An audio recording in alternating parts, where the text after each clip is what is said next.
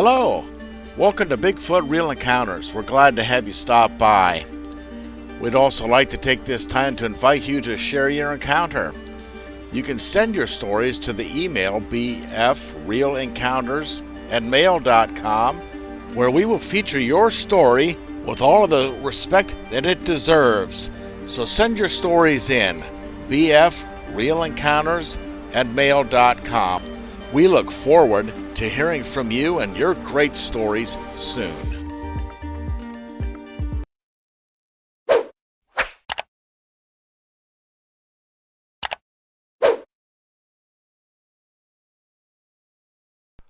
All right, everybody. I'm glad to have you back. Welcome once again to Bigfoot Real Encounters. Today we're going to West Virginia. Yes, good old West Virginia, Mountain Mama.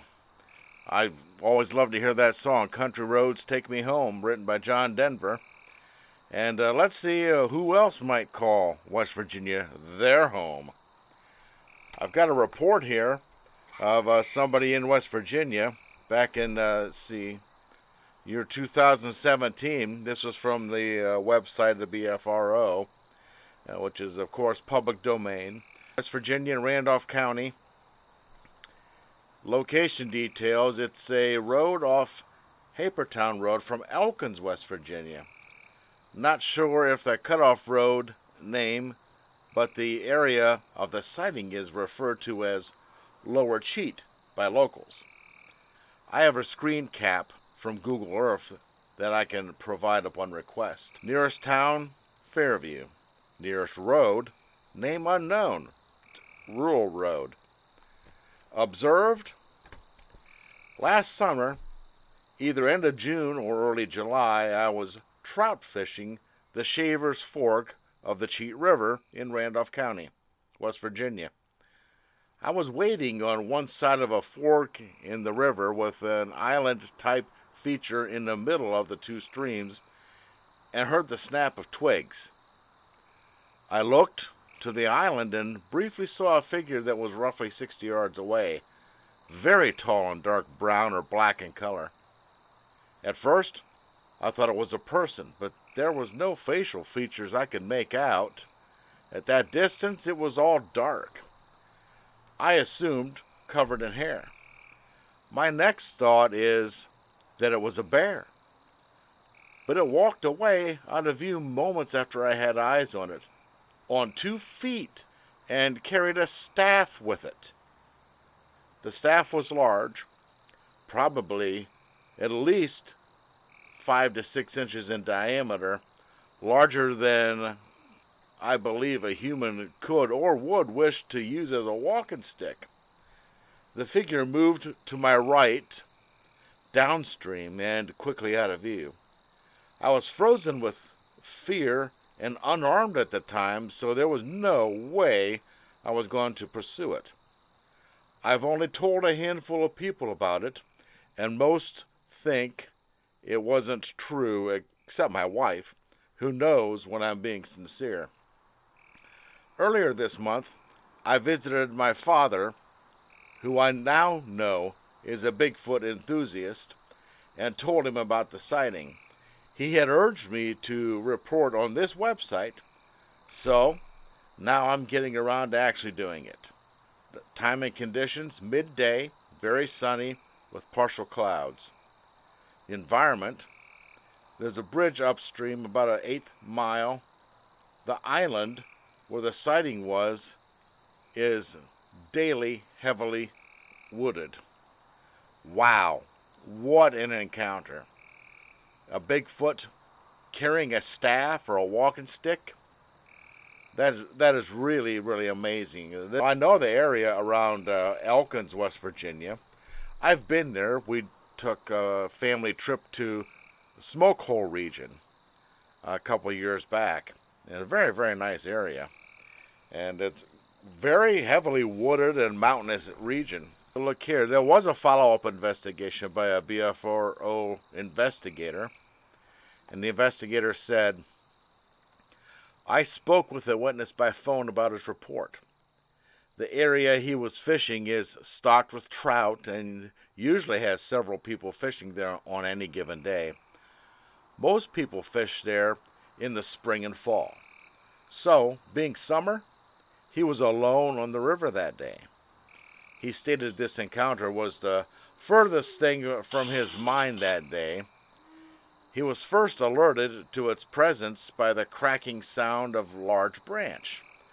I asked him if he thought this is what he saw was using as a walking stick when it crossed the river, but he was unsure, but said it was possible. There are no hiking trails close by this location that he's aware of, so he didn't think it was someone hiking. It stood facing him, but turned quickly upon being spotted and moved into the trees. It had very broad shoulders, was one solid color, dark brown or black, and he was very impressed by its height. He stated he became very frightened and began to leave the area immediately. Yeah, I would too, as he was unarmed at the time. All this being said, here are some of the things we must ask ourselves about this to try and determine what he saw that day. Number one, why would a person cross the river when there was a bridge an eighth of a mile down away? Number two, if this was a person, why would they be carrying such a large piece of wood across the river? Number three, if this was a person, why would they be wearing a dark-colored ghillie suit in the middle of the summer while crossing a river? Number four, if this was not a Bigfoot, then what else would be comparable to the height and size of what he saw that day? Number five, why was he struck with such an immobilizing fear if this were only a person? After talking with the witness and attempting to eliminate all other possibilities of it being a bear, hiker, etc., it is my opinion that he indeed saw a Bigfoot that day. Yes, and I certainly would agree with that. Number one, he came forward with a story, and he said many people did not believe him except for his wife, who could tell when he was being sincere. And that seems to be such a common theme with this type of thing. People just don't believe you. Well, I know it to be real because I've seen them myself.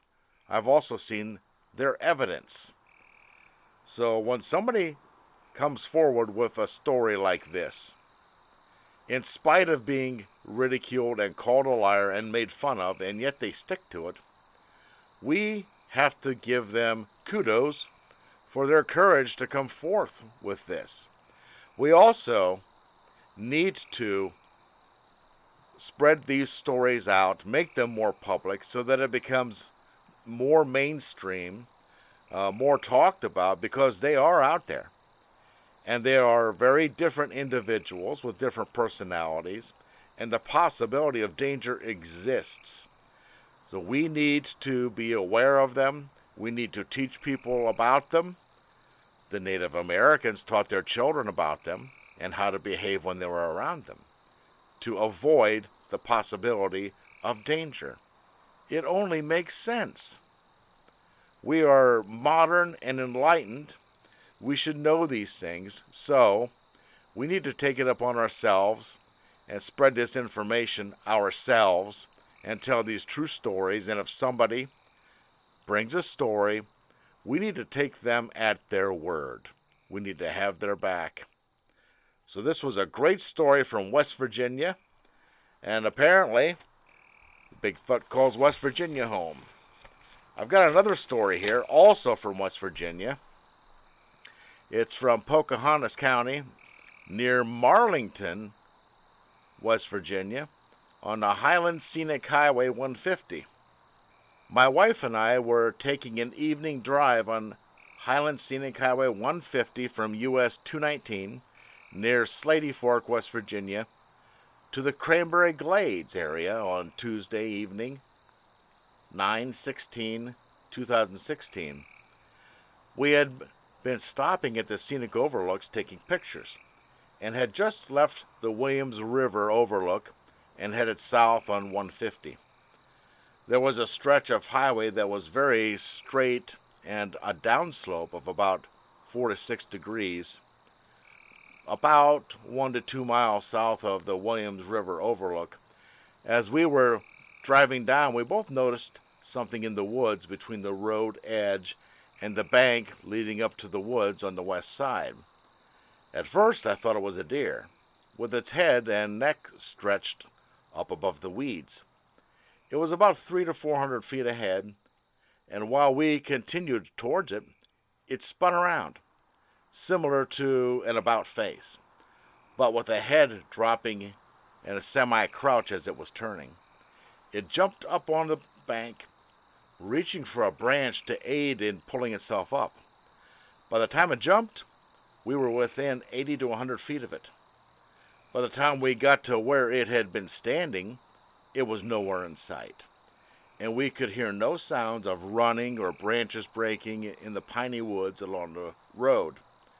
We both noticed that the woods at this point and all along the area were even with the hood of the 3/4 ton Chevy pickup we were in, making the estimate on the height of the creature about 7 to 7.5 feet tall. The creature was a mix of brown and brown gold fur, longer than deer hair, but not as long as collie fur. I have never discounted that Sasquatch could be real, but this first-hand experience has removed my doubt. As we left the area, my arms and neck were covered with goose flesh, and we were both speechless for about 10 minutes. Other witnesses, myself and my wife, we were driving on a scenic highway, taking pictures of the long-range views and the sunset.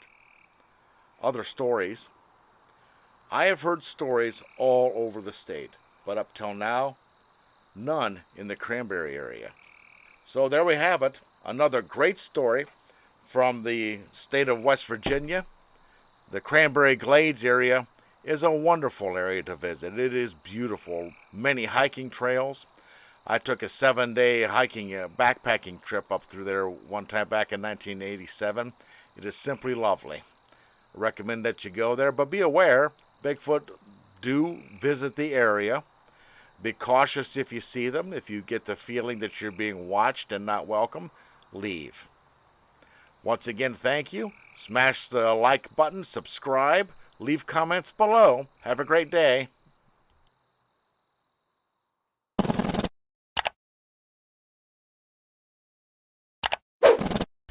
Once again, another great story. Thanks for tuning in. Please share your encounter. Email us, bfrealencounters@mail.com. Your story is very important. We will treat it with the respect that it deserves. Also, be sure to smash the like button, share, and subscribe. Thanks once again. We look forward to hearing from you soon. Watch out for our next video. Maybe we'll feature yours. Have a great day.